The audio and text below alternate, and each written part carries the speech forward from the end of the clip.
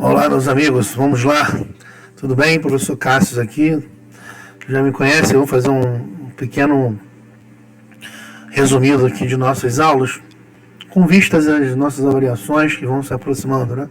Então, hoje eu vou falar sobre farmacologia, voltados para o segundo período, né? Segundo método avaliativo, né? Geralmente, algumas faculdades é P2, outras é A2, outras... Enfim, geralmente é uma segunda etapa. Inicialmente, nós falamos sobre farmacocinética, farmacodinâmica, todo o desenvolvimento do fármaco, como que ela age no corpo. Agora vamos falar especificamente de algumas classes, né, medicamentosas específicas. Diante do cenário de clínica, né, então como essa farmacologia ela vai ser cobrada numa avaliação minha, por exemplo. Então vamos falar primeiro dos nossos famosos anti-inflamatórios. Nós temos dois tipos de anti-inflamatórios, classes de anti-inflamatórios, que são os esteroidais e os não esteroidais, né? Então, a classe dos anti-inflamatórios não esteroidais, a gente chama de AINES, elas são medicamentos que têm um mecanismo de ação bem peculiar. Nós vamos conversar sobre isso, vou mostrar aqui o slide. Eles vão ter uma participação na inibição de uma enzima que é responsável, uma das enzimas responsáveis por cascata de sinalização no processo inflamatório.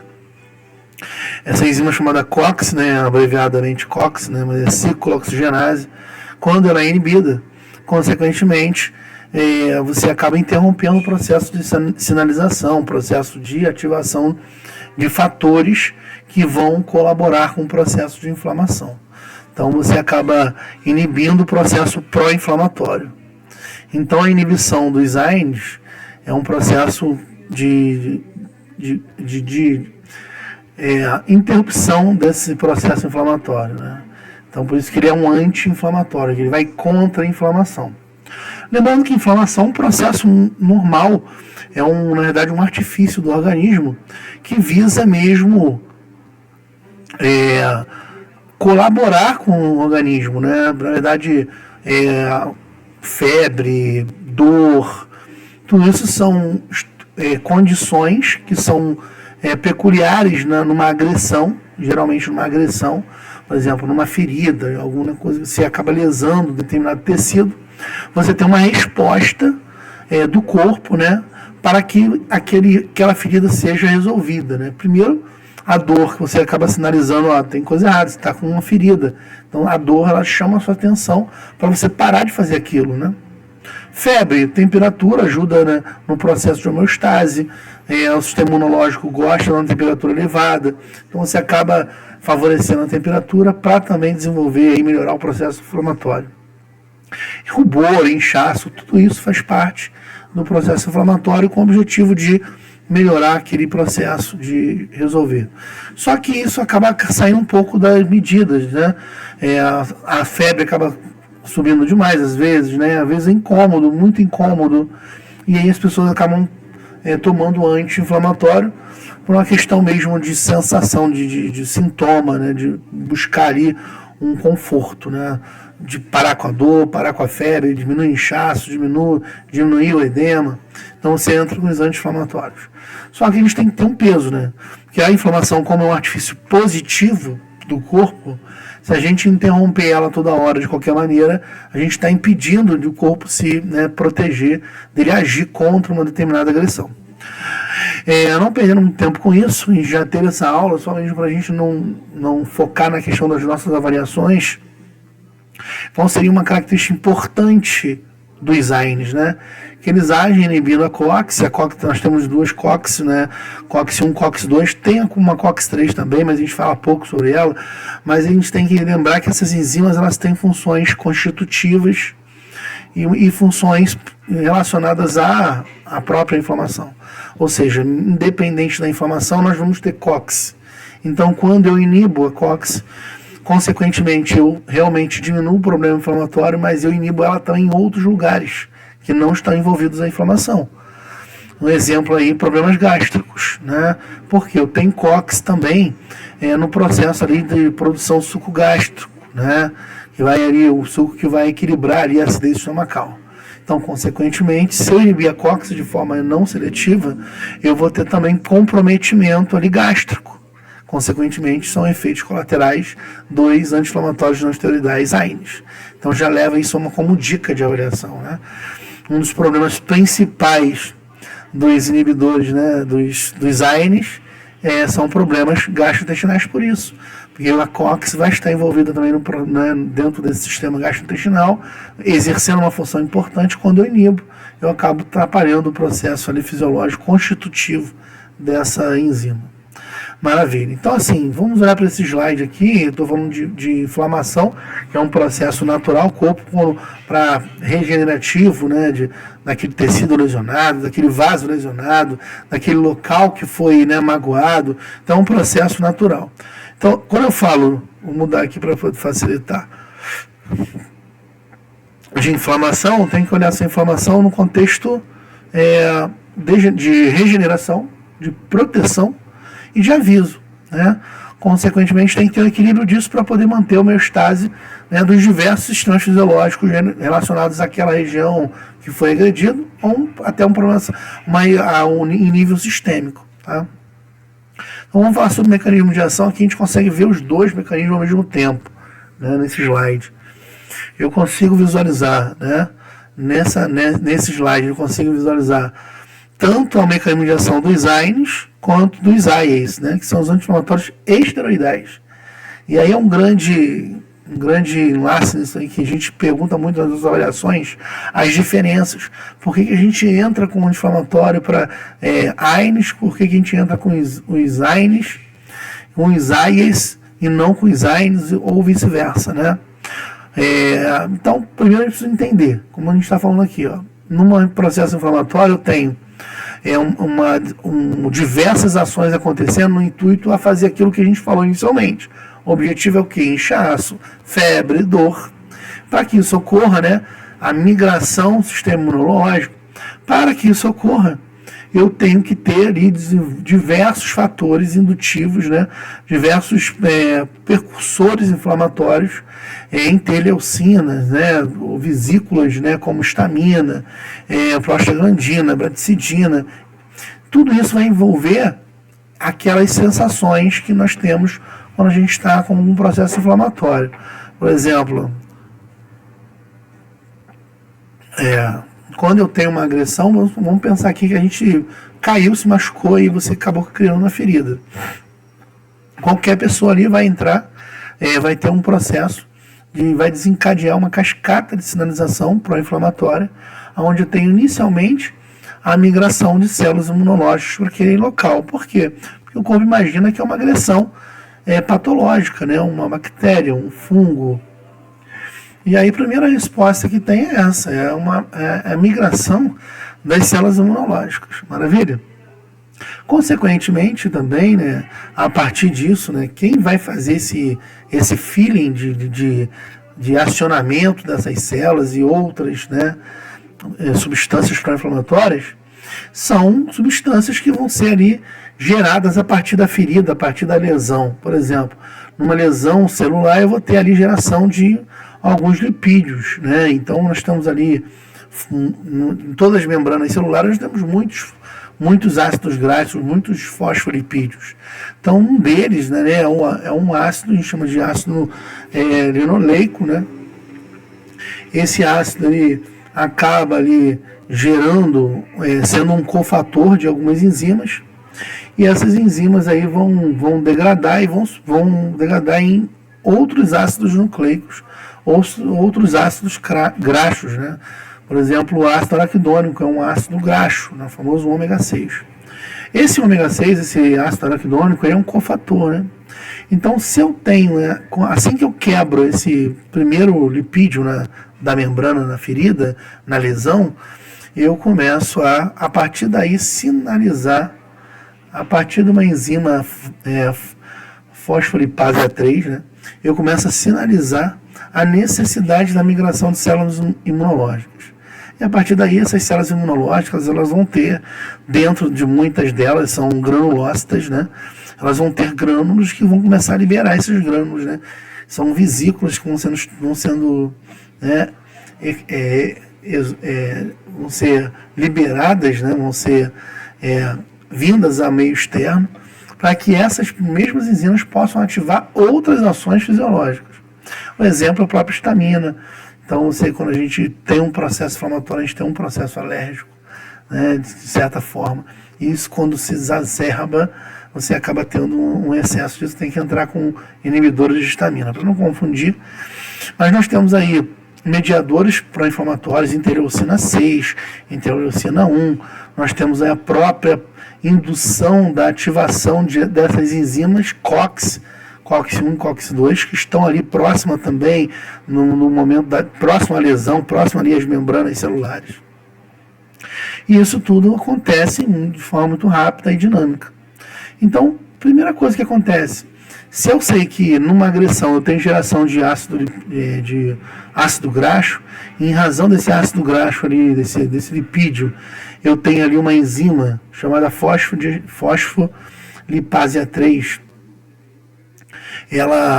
Essa enzima é responsável pela geração de ácido araquidônico, consequentemente, da ativação desses lipídios, desses fatores pró-inflamatórios, da migração do sistema imunológico.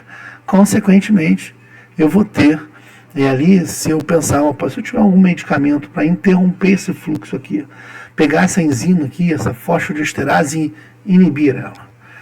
E aí eu não vou ter a geração de ácido araquidônico, consequentemente, eu não vou ter a migração do sistema imunológico. Eu não vou ter essas vesículas sendo no processo de exocitose, né? Exocitose. Eu não vou ter essas grânulos, eu não vou ter essas substâncias pró-inflamatórias. Então é assim que funciona com os AIs, né? Esses esteroides, né, que são glicocorticoides, eles entram na síntese proteica, vai lá e inibe todas as proteínas envolvidas no processo, inclusive a própria enzima fosfolipase A2. Então, assim, os corticoides, eles têm ações diretas na síntese de proteína, na transcrição de DNA, e você acaba inibindo a síntese, né, e a transcrição, né, de várias proteínas, inclusive da fosfolipase A2. Consequentemente, se eu não tiver essa enzima, eu não vou ter nenhum processo relacionado à pró-inflamação. Então, há processos inflamatórios, eu não vou ter a migração do sistema imunológico, eu não vou ter a liberação de histamina, não vou ter a liberação de prostaglandina, não vou ter heparina, não vou ter nada disso nesse local, e consequentemente eu não vou ter um processo inflamatório, eu vou ter um processo de anti-inflamação. Então eles são bastante potentes, os AIs, né, os anti-inflamatórios esteroidais, porque eles agem exatamente aqui, eu vou mostrar com o mouse, nessa enzima aqui, fazendo com que ela não seja gerada, essa fosfolipase A2. Consequentemente, eu não vou ter processo inflamatório. Agora, o que é interessante nisso, gente? E preocupante, na verdade. Reparem que quando eu faço um processo de inibição de proteínas, eu estou inibindo várias outras proteínas. Então, os efeitos colaterais dos AIs são muito maiores. Além disso, eles também acabam exercendo uma função de imunossupressão, porque se eles inibem a progressão do sistema imunológico para qualquer lugar, consequentemente, você vai ter ali um quadro, né, bastante significativo de imunossupressão, ou seja, diminuição do sistema imunológico. Então, eles estão muito usados como para doenças autoimunes, porque é quando é o sistema imunológico que ataca o próprio corpo. Então você usa os AIs, né, os corticoides, né, de maneira muito consistente para essas doenças, para essas inflamações. Consequentemente, os efeitos colaterais são sistêmicos, né? Então é muito preocupante. Então, quando você pensa em ambiente hospitalar, você tem que imaginar que aquele indivíduo, se ele já está ali lutando para evitar uma infecção hospitalar, ele está lutando para resistir uma infecção de uma bactéria multiresistente, de um fungo, e você entra com corticoide sistêmico, você vai fazer imunossupressão. Então você vai fazer com que o seu sistema imunológico não seja capaz, o mínimo que você tem ainda dele, não seja capaz de lutar para qualquer outra infecção possa vir. Então é bem complicado essa análise. Mas tem situações que não tem jeito, tem que ser o próprio corticoide, porque se é uma doença autoimune, por exemplo, se eu agir um anti-inflamatório, por exemplo, não esteroidal, um AINES, ele não vai ser eficaz, porque você acaba diminuindo um pouco a dor, mas você acaba não mantendo a diminuição do sistema imunológico. Então, essa é a concepção que a gente pede para o aluno ter na nossa avaliação. É se preocupar, sim, com resolver o problema do processo inflamatório, mas não poder esquecer que existem danos, efeitos colaterais.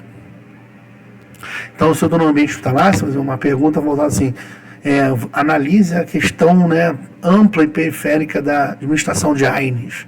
É que você tem que tratar o paciente, sim, mas tomando cuidado, porque, por exemplo, corticoides, eles têm influência no perfil glicêmico, né? Porque o corticoide é uma molécula do nosso, como se fosse o nosso cortisol. E o cortisol, ele regula, ele tem um mecanismo de ativação glicêmica. Com a luta e fuga, você precisa de mais açúcar. Então, ele ativa mecanismos para que você tenha mais glicose.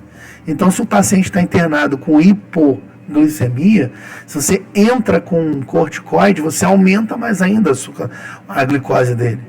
Né? A mesma coisa com a pressão arterial. Os corticoides, né, o nosso cortisol, tem luta e fuga, você aumenta a vasoconstricção, você aumenta ali sistemas para aumentar a pressão arterial. Então, se você administra um corticoide, um paciente está hipertensivo ao extremo, ou num processo de infarto do miocárdio, por exemplo, de um trombo, você acaba colaborando com um processo, né, de congestão, assim, um processo de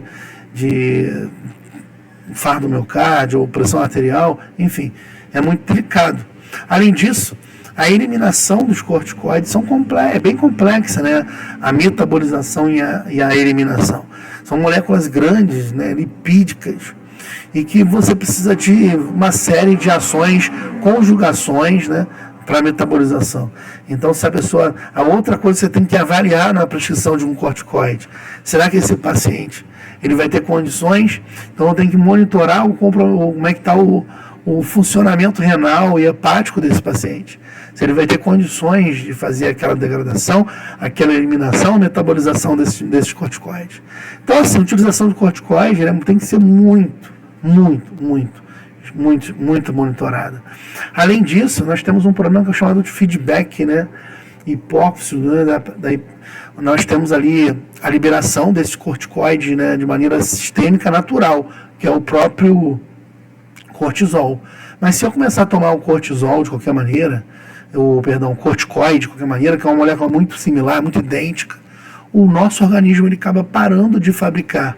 É um feedback regulatório. Se tem muito concentrado, ele para de produzir. E o nosso corticoide ele é muito importante, né? O cortisol é muito importante para a formação de muitas substâncias, né? Muitos esteroides.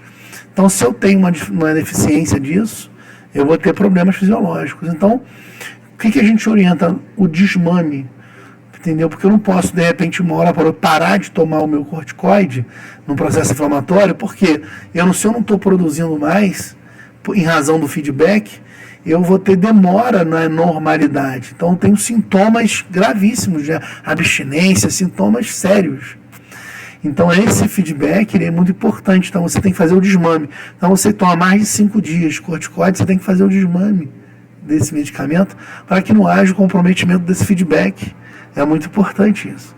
Então, a utilização de corticoide, embora muito eficaz no processo anti-inflamatório, muito eficaz, porque ele acaba interrompendo a cascata do início, né? Ele traz consequências gravíssimas no que tange, né, os efeitos colaterais. Maravilha, diferentemente dos AINES, né? Que eles também têm funções anti-inflamatórios, só que eles não têm influência na questão imunológica. Porque eles interrompem, se vocês olharem aqui a imagem, o meu mouse, ó, eles vão inibir esses caras aqui, ó, essas enzimas aqui, ó, COX-1, COX-2. Ó. Tem até um cara olhando aqui do lado. Então eles pegam essas enzimas aqui, ó, que são responsáveis pela produção de prostaglandina, tramboxano, eles pegam isso aqui e interrompem, eles inibem, ou irreversivelmente, ou parcialmente, eles inibem. Então, quando eu inibo isso, eu acabo realmente exercendo uma função anti-inflamatória. Por quê? Quando eu tenho prostaglandina, quando eu tenho tromboxano, que é uma outra situação que a gente vai conversar ainda sobre os AINES, a gente acaba realmente, a prostaglandina, ela é um mediador muito potente do processo inflamatório. Ela vai ali, ela aciona a questão, ela está envolvida no processo de dor. Nós temos prostaglandina no hipotálamo também, na questão da regulação térmica, no sistema nervoso central. Nós temos a participação de prostaglandina em muitos locais relacionados à inflamação. Se eu inibo essa geração, se eu atrapalho o processo de geração de prostaglandina, eu vou ter um processo anti-inflamatório e é bastante eficaz. E eu tenho também alguns efeitos colaterais, que aí é o grande lance, né? Mas não são sistêmicos. Esses efeitos colaterais, eles não estão associados ao DNA, à síntese de proteínas. Eles estão associados à inibição dessas enzimas em locais que você não estão relacionados ao processo inflamatório. Foi o que eu falei inicialmente, no início da nossa conversa.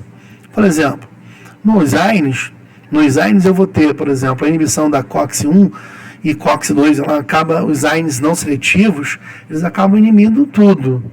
Só que eu vou ter COX-1 e 2 na inflamação, e aí vai exercer a função inflamatória. Só que eu vou ter também, a participação da COX-1 e COX-2 de forma constitutiva. Exemplo, eu vou ter a participação da COX-1 no trato gastrointestinal, né? Regulando ali o suco gástrico. Eu tenho a COX-2 fazendo ali um processo, ajudando no processo de equilíbrio da COX-1, promovendo ali um equilíbrio, fazendo uma vasodilatação, porque a COX-1 acaba produzindo ali, de certa forma, aumentando um pouco da constrição ali nos vasos, nas artérias, tanto tecido cardíaco como renal. Então a COX-1, a COX-2 também promove um equilíbrio, ela acaba funcionando como uma balança ali de homeostase. Então, quando eu acabo inibindo, tanto a COX-2 como a COX-1, eu vou ter problemas gástricos, em razão da COX-1. Então, se eu tomo AS, se eu tomo dipirona, se eu tomo paracetamol, se eu tomo diclofenaco, se eu tomo esse nimesulida, eu vou ter problemas gástricos por isso, porque você acaba tendo um efeito colateral em razão da inibição da COX. Consequentemente, eles desenvolveram, sabendo que a COX-1 são mais constitutivas, eles desenvolveram anti-inflamatórios seletivos da COX-2. E aí você não inibe a COX-1, e aí inibe só a COX-2. Pô, legal, no início foi maravilhoso. E toma gente comprando COX-2, os coxibes, né? Só que esqueceram que a COX-2 é muito importante no processo cardiovascular, no processo de regulação hipertensiva, porque envolve naquele processo de vasodilatação ali, tanto tecido cardíaco como renal. Então, quando você começa a inibir de forma seletiva COX-2, você acaba criando, diminuindo aquele equilíbrio que existia. Então, você acabou, muita gente aparecendo com problemas cardíacos, renais, em razão da utilização exacerbada dos inibidores da COX-2. Então, hoje, para você consumir um medicamento da COX-2, você tem que ter receita médica, o médico tem que analisar quais as consequências disso tudo, né? Se aquele paciente é cardiocompetente, né? Se ele tem condições de fazer uso sem ter comprometimento cardíaco, porque é muito perigoso. Então, você tem aí grandes medicamentos que são seletivos, são muito potentes, porque COX-2 está muito envolvida no processo inflamatório. No entanto, você acaba tendo aí dificuldade no processo aí, da questão dos efeitos colaterais de novo. Então, assim, diante de um contexto, geral de uma pessoa internada, que precisa de um anti-inflamatório, você que é um prescritor, você que é um profissional de saúde, precisa estar atento às consequências, às ações necessárias. Por exemplo, se aquela doença for uma doença autoimune, se realmente indica a utilização dos AIEs, dos anti-inflamatórios corticoides. Entretanto, você tem que avaliar qual é a competência, como é que está o nível de condição fisiológica renal, hepática daquele paciente, como está a questão do processo ali de inflamação, porque eu não posso favorecer uma infecção hospitalar em razão de um processo de imunossupressão. Consequentemente, você que vai vai prescrever um AINES, né, anti-inflamatório não esteroidal, ou seja, não esteroide, não corticoide, você vai ter problemas gastrointestinais. Então, você sabe que essa pessoa vai ter azia, vai ter úlcera, pode ter, né, úlcera, pode ter azia. Você vai ter ali problemas cardíacos, você vai ter outros problemas relacionados a isso. Beleza, para finalizar, reparem que eu tenho aqui, ó, a COX, ela naturalmente, sem anti-inflamatório nenhum, ela também produz uma substância chamada tramboxano. Tramboxano é uma substância, um cofator, que ajuda no processo de agregação plaquetária. Então, quando a gente inibe a COX, você acaba também inibindo a produção de tramboxano e diminuindo a agregação plaquetária. Professor, mas a agregação plaquetária não é um perigo, criar trombos? Sim, mas a agregação plaquetária é um fator fisiológico muito natural. Qualquer lesão que exista, a agregação plaquetária se faz necessária. Por exemplo, numa ferida, você tem que ter ali a cicatrização, você tem que ter ali o fim do sangramento, consequentemente coagulação, enfim. Então, a agregação plaquetária é necessária. Então, quando eu tomo um corticoide, quando eu tomo um anti-inflamatório não esteroidal, específico, vou dizer por que tem que ser específico, tem que ser o AS, né, os inibidores da COX-1, um deles é o AS, né, o ácido acetil salicílico, ele vai inibir de forma irreversível essa enzima, né, COX-1, consequentemente ela não vai conseguir gerar tramboxano, então eu não vou ter agregação plaquetária. Isso é interessante pela questão do processo todo inflamatório, mas mais importante, pessoas que têm problemas, né, cardiovasculares, né, para poder manter ali seu fluxo sanguíneo adequado, eles acabam tomando o AS como um off-label, né? Ele nasceu para o processo de ser anti-inflamatório, mas acaba sendo utilizado como antiagregante plaquetário, né? Então você acaba tomando sistematicamente o AS para evitar a formação de agregação e, consequentemente, trombos, né? E aí você acaba viabilizando, aí, facilitando a vida dos cardíacos, né? E ele é utilizado. Por que outros não podem? Aí é outra pergunta que eu posso fazer para vocês numa avaliação. Por que outros AINES também não exercem essa função de antiagregante plaquetário? Porque o ácido acetil salicílico, por mecanismos específicos, né, que muitos ainda não foram descritos, eles inibem a enzima COX-1, que é constitutiva ali, né, de forma irreversível. Ele é muito potente na COX-1, consequentemente essa COX que atua aí no processo, né, nas plaquetas que vão ativar ali o processo de agregação plaquetária a partir do tramboxano. Então, quando ele inibe essa enzima ali, ele acaba exercendo uma função antiagregante plaquetário muito, muito boa, muito potente. Meus amigos, primeira etapa, parte anti-inflamatório, foi meio extenso, né, porque é um conteúdo extenso, mas espero ter colaborado de vocês aí de forma que favoreça bem de vocês aí no dia a dia de vocês e também na nossa avaliação. Deixa eu ver alguma coisa que eu possa mostrar aqui de nível de slide, que seria interessante, né? Aqui, ó, como eu disse para vocês, ó, as COX, elas são as constitutivas, né? Elas agem de maneira natural, sem estar envolvidas na inflamação. E temos as induzidas, né? Que são as que precisam do substrato, do ácido araquidônico, para poder gerar sintomas, né, de inflamação. E a COX-2 é muito mais induzida do que a COX-1, tá bom? Por isso que os inibidores da COX-2 são tão potentes. Funções do hipotálamo, função de agregante plaquetário, né? O perigo da COX-2, já falei para vocês, né? Se você acaba inibindo seletivamente a COX-2, você acaba induzindo problemas sérios, né, relacionados à agregação excessiva de plaquetas, né? Então você, consequentemente, tem ali vários episódios, pode ter vários episódios trombóticos, né? Deixa eu ver mais coisas para vocês, importantes. Bom, o corticoide, né? Vamos falar dos anti-inflamatórios corticoides, eles são derivados, né, derivados do colesterol, eles são muito parecidos, né? Tanto o corticoide de aldosterona como o glicocorticoide, né? O mineralocorticoide, que é o aldosterona, está envolvido no sistema né, renal, né, do sistema de compensatório renal, suprarrenal e, consequentemente, ali aumenta a pressão arterial, enfim. Também tem muita similaridade com os glicocorticoides, que são aqueles corticoides, são os hormônios, né? Extremamente ativados a partir de situações de luta e fuga, onde você precisa de glicose, precisa de pressão ativa alta, você acaba aumentando um pouco essa pressão arterial. Então eles influenciam esse mecanismo. Além disso, o cortisol, né, que é nosso, assim como qualquer outro corticoide que tiver a tomar, acaba também influenciando no processo de reabsorção de cálcio.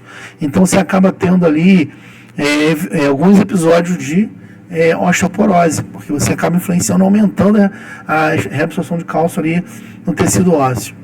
Eu acho que é isso, não vou alongar muito não, para a gente não ficar tão longo a nossa aulinha aí de resumo. Perdão. Deixa eu encerrar aqui. Maravilha. Então, gente, um grande abraço para vocês, espero ter colaborado com a aula de AINES. E aí vamos ver se eu faço uma aulazinha de antimicrobianos. Mas, é importante isso, avaliação do paciente de forma ampla e periférica. Avaliar a questão, os efeitos colaterais dos anti-inflamatórios. O limite disso, né?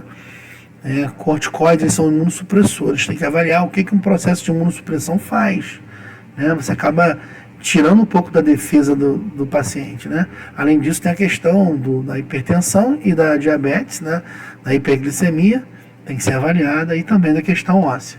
Um grande abraço para todos vocês. Faz bem.